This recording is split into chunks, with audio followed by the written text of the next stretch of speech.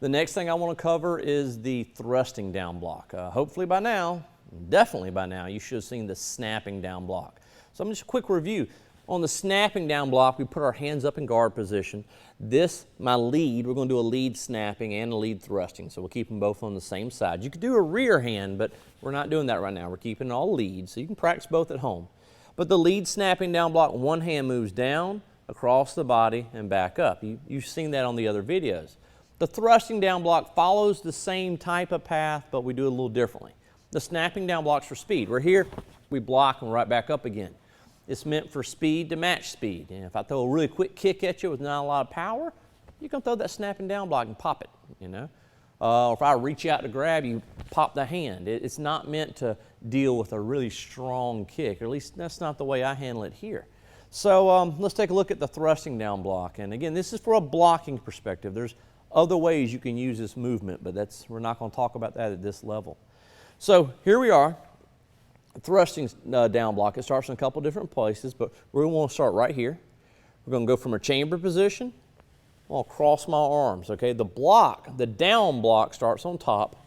The other arm comes underneath. Never crisscross them, okay? And we can show you why in class, but just take my word for it right now, don't crisscross these. One on top, one on bottom. I'm going to bring my down block down. My other hand in as part of this block will come back.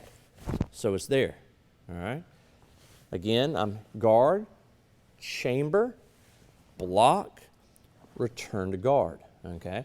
That's a full down block for us. You'll do this in your basics as well, but here we are, we're here, chamber, block. This hand right here is one rule of thumb, all right, that far away from my leg. Some people like to take this and stop it inside the leg. Some people like to let it go past the leg. I'm a firm believer in stopping it right over the leg, okay?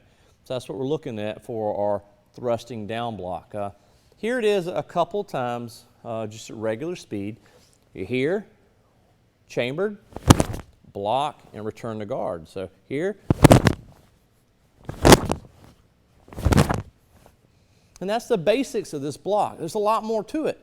There's something that this hand here goes to in Kempo, and we'll talk about that later as well in class. And some people even use this as not a block, but a different type of movement. But for right now, regardless of where you are, belt level wise, at the beginning, I want you focusing just on the blocking perspective here.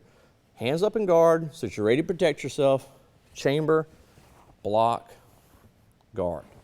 And that is your lead thrusting down block, used for power.